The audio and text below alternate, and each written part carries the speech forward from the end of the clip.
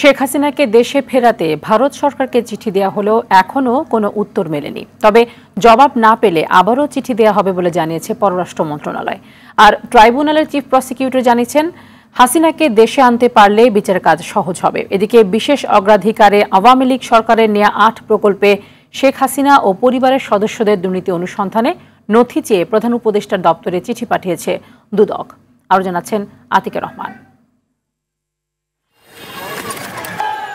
গণঅভ্যুত্থানে বাংলাদেশ থেকে পালিয়ে ভারতে আশ্রয় নেওয়া সাবেক প্রধানমন্ত্রী শেখ হাসিনাকে ফেরত দিতে ইতিমধ্যে নয়াদিল্লিকে চিঠি দিয়েছে ঢাকা। এ বিষয়ে পররাষ্ট্র মন্ত্রণালয়ের মুখপাত্র রফিকুল আলম বলেন, প্রাপ্তি স্বীকার করলেও ভারত এখনো চিঠির উত্তর দেয়নি।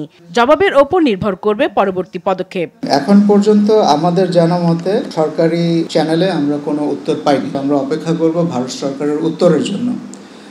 সেই উত্তরের উপর ভিত্তি করে বাংলাদেশ সরকারের পরবর্তী পদক্ষেপ নির্ধারিত হবে। ট্রাইব্যুনালের চিফ প্রসিকিউটর জানালেন, কূটনৈতিক চ্যানেলে শেখ হাসিনাকে ফেরত পাওয়ার চেষ্টা চলছে। ফেরত পেলে বিচার দ্রুত গতিতে হবে। বিচারিক প্রক্রিয়ার অংশটাকে এক্সপেডাইট করার জন্য সরকারের পক্ষ থেকে নোট ভার্বাল দেওয়া হয়েছে।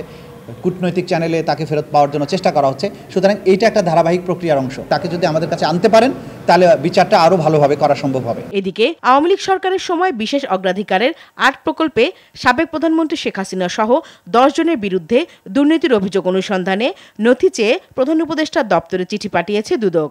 এছাড়া শেখ হাসিনা, তার ছেলে সজীব ওয়াজেদ জয়, শেখ রেহেনা, তার মেয়ে টিউলিপ সিদ্দিকের দেশে বিদেশে ব্যাংক হিসেবে তথ্য চেয়ে বাংলাদেশ ব্যাংকে চিঠি দিয়েছে দুদক। এদিকে সাবেক স্থানীয় সরকার পল্লী উন্নয়ন ও সমবায় প্রতিমন্ত্রী স্বপন ভট্টাচার্য ও রাজশাহী ৫ আসনের এমপি মনসুর রহমানের জ্ঞাত আয় বহির্ভূত সম্পদ অর্জনের মামলা করেছে দুদক। স্বপন ভট্টাচার্য সাবেক প্রতিমন্ত্রী, স্থানীয় সরকার পল্লী উন্নয়ন ও সমবায় মন্ত্রণালয়, নিজ নামে ১৯টি ব্যাংক হিসাবে ৪১,৮২,৮২,৩৩৪ টাকা অস্বাভাবিক লেনদেনের অভিযোগে এটি মামলা রুজু হয়েছে।